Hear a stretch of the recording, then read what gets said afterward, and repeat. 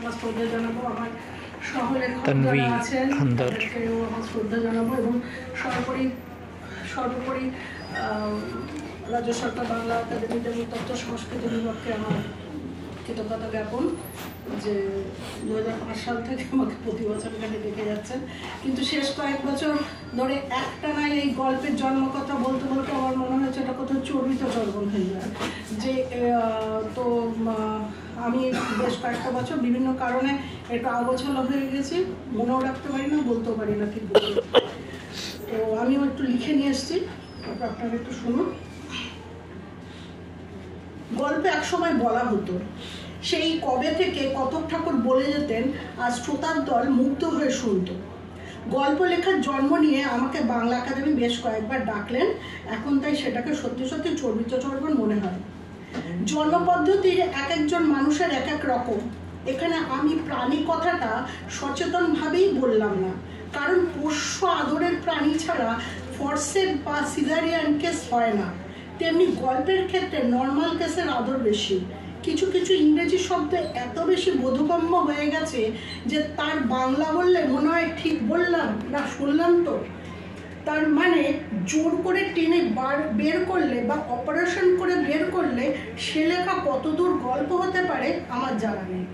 প্রতিটি জন্ম একটি গল্প, প্রতিটি বেঁচে থাকা একটি গল্প, প্রতিটি মৃত্যু একটি গল্প, প্রতিটি সম্পর্ক একটি গল্প, তার যেমন সম কিংবা বিষম। প্রতিটি প্রেম একটি গল্প, প্রতিটি ঘেন্না একটি গল্প, প্রতিটি অস্থির সময় একটি গল্প, প্রতিটি আমি তুমি আপনি তুই আলাদা আলাদা গল্প।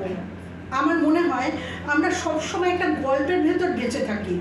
কেউ এই গল্পকে রূপ রস বর্ণ গন্ধ দিয়ে গল্পকার হয়ে উঠি, কেউ পারি না।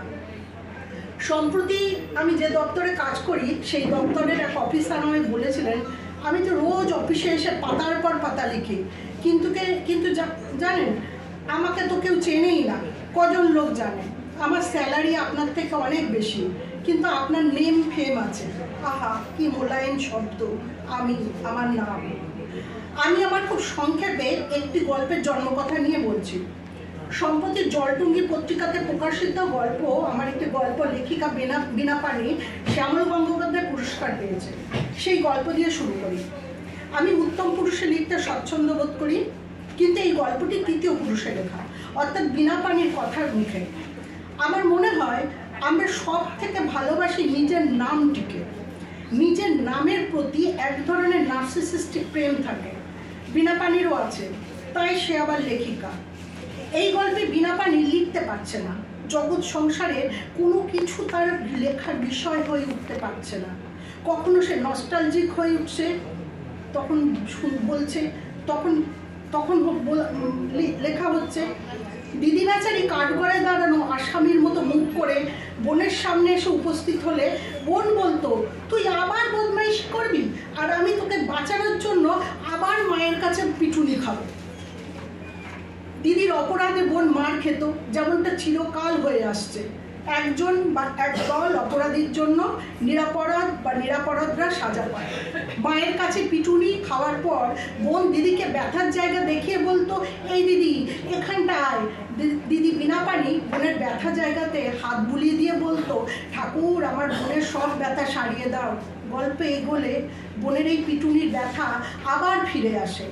এবার তার স্বামীর কাছে মার খায় বিনা অপরাধে। বোন দিদিকে ফোন করে বলে, তোর সেই মন্ত্রটা বলে হাত বুলিয়ে দিবি একটু। 45 বছরের বোন এখন জানে দিদির বলা মন্ত্রে কোনো কাজ হতো না, যা হতো তার ভালোবাসাতে। কিন্তু বিনা পানি এখন আর সেই মন্ত্রের ছলনাতে থেকে পালাতে চায়, তাই বলে, বোন সব জানলা খোলা, বৃষ্টি এসে গেছে রে, রাখি এখন। এই গল্পে বোনের কোনো নাম নেই, তার পরিচয় বিনা পানির বোন। সম্পাদককে উপন্যাস দিতে হবে, কিন্তু বিষয় হাতড়াচ্ছে সে। বিষয় তৈরি করতে কোমরের ব্যথার জন্য পরিচিত তরুণ অর্থোপেডিক ডাক্তারের কাছে গিয়ে ছদ্ম ফ্লার্ট করে, তুমি আমাকে নিয়ে ভেবো না ডাক্তার, একদিন এসো না, ভুনা খিচুড়ি খাওয়াবো। কিন্তু ডাক্তার যখন বলে, বিখ্যাত লেখিকার নিমন্ত্রণ পেলে কোন আহাম্মক আছে যাবে না। শ্লাঘায় লাগে বিনা পানির। ব্যাকরণে বিপরীত শব্দ আছে ঠিক, কিন্তু এখনো এসবের লিঙ্গ আছে নাকি? কিন্তু আমার ব্যক্তিগতভাবে একটা মত আছে, লিঙ্গ অনুসারে কোনো নারী যিনি লিখছেন তার নামের সামনে যদি লেখক শব্দ যোগ করে সাম্যবাদ প্রতিষ্ঠা করা যায়, তাহলে যে পুরুষ লিখছেন তার নামের সামনে লেখিকা শব্দ যোগ করে করা যাবে না কেন? যাক, ধান ভাঙতে শিবের গীত গেয়ে দরকার নেই। বীণাপানির কথাতে আসি। কানাডাবাসী, এমএনসি চাকুরিরতা, অভ্যাসের অনেক দিনের পুরনো ভালো স্বামী, প্রকৃতি মানে বৃষ্টি, এমনকি আত্মরতি। হঠাৎ বীণাপানির উপর হয়ে শুতে ইচ্ছা করে, বালিশটা বুকের নিচে রাখতে গিয়ে নিজের বুকে হাত ছোঁয়া লাগে, নরম মাংসল দুটো পিণ্ড। বীণাপানি নানা রকম ভঙ্গিমাতে নিজের নামটাকে উচ্চারণ করে, অদ্ভুত সুখ হয়। মনে পড়ে ছোটবেলায় একটা গরু ছিল তাদের গোয়ালে, নাম ছিল শুনু। শুনুর বাছুর হলো নাম মুনু। শুনু মুনু নাম ধরে রাখলে কেমন সুন্দর চলে আসতো। আর তখনই বারান্দার বাইরে একটা কুকুরকে ভিজতে দেখেন তিনি। কুকুরটাকে বলে, এই এই তোর নাম জানি না, সরে বস একটু, তোর গায়ে তো জলের ছিটে লাগছে। এই কুকুর, আমি বলছি, তুই শুনতে পাচ্ছিস না? কি মারাত্মক এই শব্দ, আমি। বীণাপানির সেই নামের প্রতি নার্সিসিস্টিক প্রেম, যেন বলে, কুকুর কেন তুই চিনবি না? আমি বীণাপানি, লেখক বীণাপানি, লেখিকা বীণাপানি। কুকুরটাকে বিস্কুট দেয় সে। কুকুরের মায়াভরা সুন্দর চোখ দুটো দেখে নামও দেয় একটা, কাজল। ভালো লাগে বীণাপানির। কুকুর বিস্কুট খেয়ে চলে যায়। একটু পর ফিরে এসে দোতলার বারান্দার নিচে কাঁদতে থাকে কুকুরটা। কেউ কেউ তড়াক করে বিছানা উঠে বসে বীণাপানি। কোমরের ব্যথা ভুলে যায়, হালকা গোলাপি নাইটির উপর ওড়না জড়িয়ে নেয়। লেখার উপাদান খুঁজতে আর তার কোনো তরুণ ডাক্তারের সঙ্গে ফ্ল্যাট করার দরকার হয় না, নেই। কারণ কাজল কাঁদছে। সিঁড়ি দিয়ে হুড়মুড় করে নামে বীণাপানি।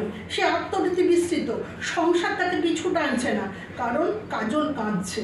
বীণাপানি দেখে কাজল খোঁড়াচ্ছে, ওর পেছনের বাঁপাটাতে কেউ মেরেছে। বীণাপানি বুঝতে পারে ও কুকুর, কিন্তু ও এখন কাজল। বীণাপানি পুরনো মন্ত্রে বিশ্বাসে ফিরে যায়। শুধু সময়ের সঙ্গে ঠাকুরের প্রতিশব্দ বদলায়। বীণাপানি বলেন, কিচ্ছু হবে না কাজল, এক্ষুনি সেরে যাবে। আমি মন্ত্র বলে হাত বুলিয়ে দিচ্ছি।